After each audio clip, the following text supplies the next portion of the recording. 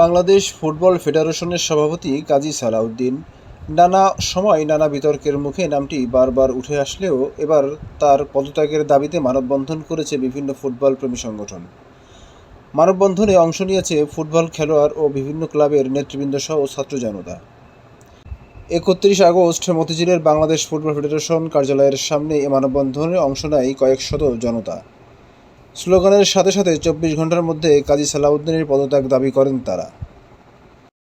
ফুটবলের মুক্তি চাই, মুক্তি চাই, মুক্তি চাই, ফুটবলের মুক্তি চাই, মুক্তি চাই, মুক্তি চাই, ফুটবলের মুক্তি চাই। সালাউদ্দিনের কালো হাত ভেঙে দাও, গুড়িয়ে দাও, সালাউদ্দিনের কালো হাত ভেঙে দাও, গুড়িয়ে দাও। কাল্লুকিরান মিল্লাহ, ফুটবল খেলা গিল্লা, কাল্লুকিরান মিল্লাহ।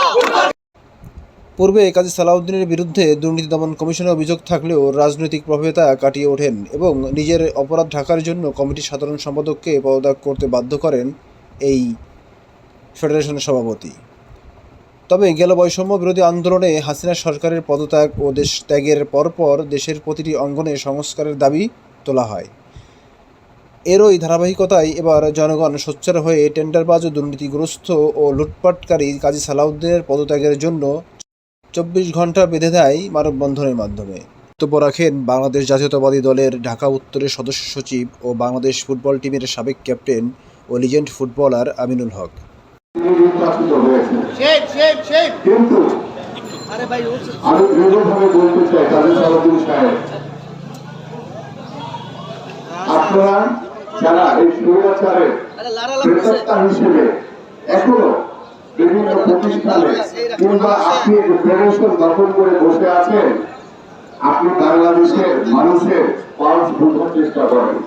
জনগণ কি চায়, বাংলাদেশের ক্রীড়াঙ্গন কি চায়, বাংলাদেশের সাবেক ফুটবলাররা কি চায়, বাংলাদেশের সাবেক ফুটবলের সংগঠক বৃন্দ কি চায়, আপনি সেটা অনুধাবন করেন।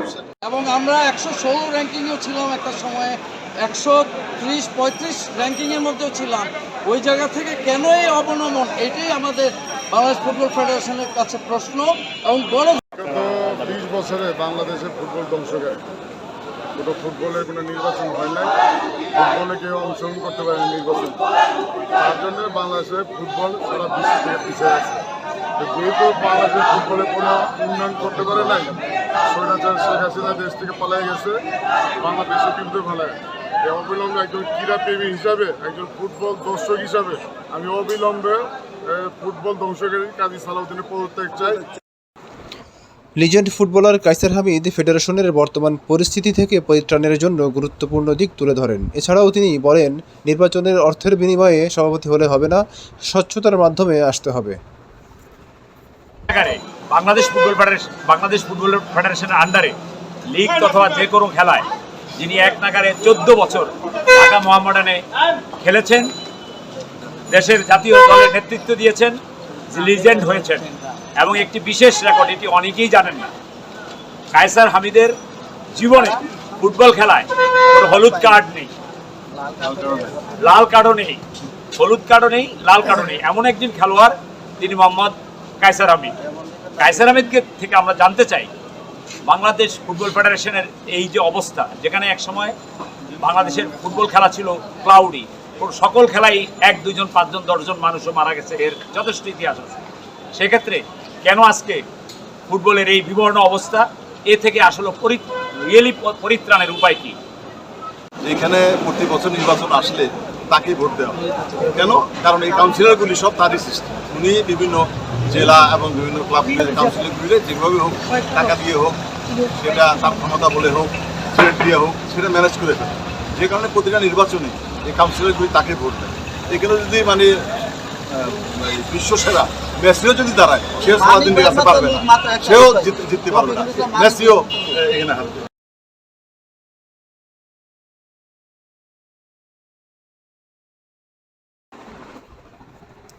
বিশিষ্ট ক্রীড়া সংগঠক মাহবুবুর রহমান শাহীন ফেডারেশনকে ঢেলে সাজাতে হলে করণীয় যে বিষয়গুলো রয়েছে সেগুলো তুলে ধরেন।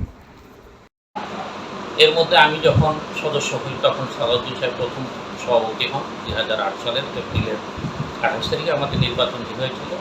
আমরা মনে করেছিলাম যে হয়তো উনি একজন বাংলাদেশের লিজেন্ডারি ফুটবলার হিসাবে উনি ফুটবলকে অনেক এগিয়ে নিয়ে যেতে পারবেন, কিন্তু অত্যন্ত দুর্ভাগ্য এবং পরিতাপের বিষয় ফুটবলকে আমরা সেভাবে এগিয়ে নিতে পারিনি। এটার ব্যর্থতা হয়তো আমারও, যেহেতু আমি সেই কমিটিতে ছিলাম, কিন্তু উপরে যিনি ছিলেন ওনার ভূমিকা অনেক বেশি ছিল। আমরা চেষ্টা করেছি কিন্তু পারিনি। তারপরও উনি এরপরে আরও 3 বার বোধহয় প্রেসিডেন্ট হলেন, কিন্তু ডে বাই ডে দেখা যাচ্ছে যে ফুটবলের অবস্থানটা অনেক নিচে চলে আসে। আমাদের এই সাব ফুটবলে আমরা চ্যাম্পিয়ন হয়েছি 2003-এ। আমাদের বর্তমান বাংলাদেশ জাতীয়তাবাদী দলের ক্রীড়া সম্পাদক মিস্টার আমিনুল হকের নেতৃত্বে এবং একজন ভালো প্লেয়ার হিসাবে আমরা জানি, লিজেন্ডারি প্লেয়ার হিসাবে তার নেতৃত্বে আমরা একটি জায়গায় রেজাল্ট আনতে পেরেছি সাব গেমসে। তারপরে এ পর্যন্ত দেখতে দেখতে কিন্তু 21 থেকে 22 বছর হয়ে গেল আমরা কোনো ধরনের কোনো টুর্নামেন্টে ভালো রেজাল্ট আমরা আনতে পারিনি, ইভেন ভালো প্লেয়ারও আমরা তৈরি করতে পারিনি। যে বর্তমান পরিস্থিতি, বন্যা এবং বাংলাদেশের যে একটি বড় ডিজাস্টার থেকে কাটিয়ে উঠে আমরা আবার স্টেবল অবস্থা যাওয়ার চেষ্টা করছি, এই বিষয়গুলি বিবেচনা করে আমার কাছে মনে হয় যে ফিফার কাছে আমরা অনুরোধ করতে পারি যে নির্বাচনকে আরো কিছুদিন যদি পিছিয়ে দেওয়ার কোনো সুযোগ থাকে, তাহলে এটা বাংলাদেশের যারা ফুটবলের যারা ক্রীড়া সংগঠন রয়েছেন, যারা খেলোয়াড় রয়েছেন, তারা আরো বিচার বিশ্লেষণ করে ভবিষ্যৎ ফুটবল ফেডারেশন কিভাবে সাজাতে পারে সেটা আমরা ক্রীড়া প্রতিষ্ঠানের সাথে কথা বলে ইনশাআল্লাহ একটি সুন্দর জায়গায় নিয়ে যেতে পারবো বলে আমি আশা করি। তাই আমি আমার বক্তব্য দীর্ঘায়িত করবো না। আমরা আজকের এই মানববন্ধন অনুষ্ঠানে আমাদের বস মুক্তিযোদ্ধা সালাম ভাই উপস্থিত আছেন, আমিনুল হক সহ আমাদের জাতীয় ডিজাইন খেলোয়াড়বৃন্দ, ক্রীড়া সংগঠনের নেতৃবৃন্দ, উপস্থিত প্রিয় সাংবাদিক বন্ধুরা, আসসালামু আলাইকুম। ইতিমধ্যে আমাদের আমিনুল হক বিস্তারিত বলেছেন, না করেন আজকে থেকে আপনাদের অবাঞ্ছিত ঘোষণা করা হবে। ফুটবল ফেডারেশনে আর কোনোদিন ঢুকতে পারবেন না। আর যে আপনাদের স্বপ্ন দেখছেন যে আগামী দিনে আবার আপনি সভাপতি আবার নির্বাচন করে শহীদ স্বপ্নভাতা থেকে বাদ দিয়ে সসম্মানে এই ফুটবলের প্রতি সম্মান রেখে যে অবস্থায় নিয়ে গেছেন পদত্যাগ করুন, না হলে আপনার যেটুকু আছে সেটুকু থাকবে না। আপনি দেখে যান আজকে এখানে কারা আছে, সমস্ত জাতীয় খেলোয়াড়বৃন্দ, ডিজাইনবৃন্দ, যারা ব্যাক নামে শুধু বাংলাদেশের এই আন্তর্জাতিকভাবে খ্যাতি সম্পন্ন জাতীয় খেলোয়াড়বৃন্দ এখানে আছে। তারা আপনার বিরুদ্ধে এই দুর্নীতিবাদ কর্মকর্তার বিরুদ্ধে এসে দলের পক্ষ থেকে দাবি দিয়েছেন। আজকে থেকে আমি আশা করবো আপনাদেরকে আমি এখনো সম্মান দিয়ে বলতে চাই যে অবিলম্বে আজকেই পদত্যাগ করে আপনি দৃষ্টান্ত স্থাপন করুন, সসম্মানে চলে যান। তা না হলে আপনাদের এই ফেডারেশনে আর কোনোদিন আসার সুযোগ আপনারা পাবেন না। শুধু আমি না, ক্রীড়া মন্ত্রীরা সমস্ত জনগণ আপনাদের বিরুদ্ধে এই স্বৈরাচার, আমি এক মিনিট বলে চাই, এই স্বৈরাচার দীর্ঘ 16 বছরে শুধু বাংলাদেশের সমস্ত রাষ্ট্রীয় প্রতিষ্ঠানগুলিকে ধ্বংস করে নাই, ক্রীড়াঙ্গনকে ধ্বংসের ডাক বাঁধে খাদের কিনারায় দান করে দিয়েছে। লুটপাট দুর্নীতি করে তারা দুর্নীতি সরকারাজ্য বানিয়েছিল। তার থেকে আমরা মুক্ত হতে চাই না। এখন আমি মনে করি আগামী দিনে পরিবর্তিত পরিস্থিতিতে এখন যোগ্য ব্যক্তিদের যাদের রাজনৈতিক বিবেচনা নয়, যাদের মানে খেলোয়াড় হিসাবে তাদের ব্যাকগ্রাউন্ড রয়েছে, তাদের যোগ্যতা রয়েছে, মেধার ভিত্তিতে তারা সেই ক্রীড়াঙ্গনে তারা দায়িত্ব পালন করবেন এবং রাজনীতি মুক্ত, দলীয়করণ মুক্ত হবে ক্রীড়াঙ্গন, এই আশাবাদ ব্যক্ত করে সকলকে ধন্যবাদ জানাই।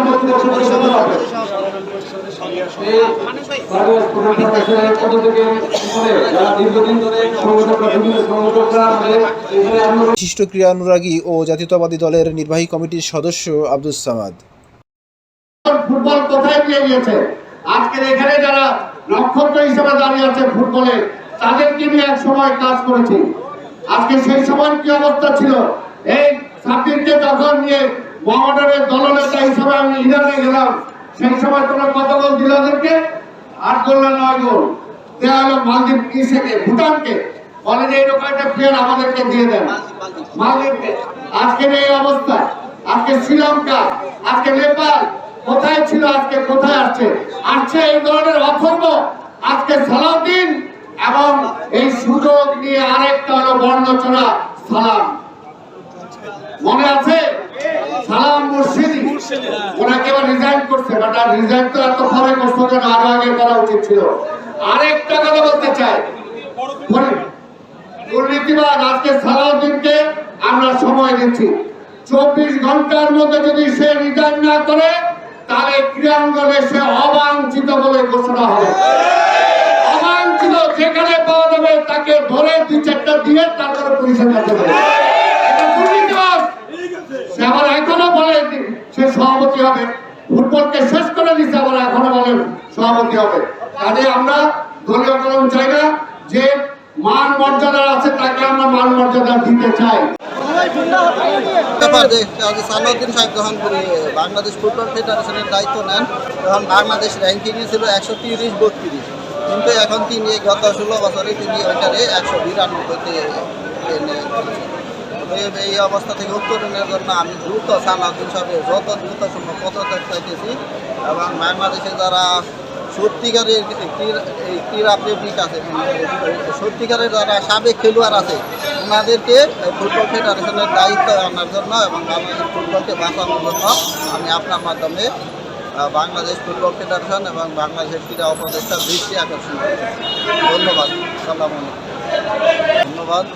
আমি মনে করছি বাংলাদেশের ফুটবল বাঁচাতে হলে এই মুহূর্তে কাজী সালাউদ্দিনের নেতৃত্বাধীন যে সংগঠন আছে ওনাদেরকে দ্রুত ফেডারেশন থেকে বিদায় নিতে হবে, এবং যারা সত্যিকারের দক্ষ সংগঠন এবং সাবেক অধিনায়ক সাবেক খেলোয়াড় ওনাদেরকে বাংলাদেশ ফুটবল ফেডারেশনের দায়িত্বে দিতে হবে। যেমন স্যার হামিদ, কানন ভাই, সাব্বির ভাই, ওনাদেরকে সামনে আনতে হবে। ওনাদেরকে ফুটবল ফেডারেশনের দায়িত্ব দিলে বাংলাদেশের ফুটবল বাঁচবে বলে আমি মনে করি।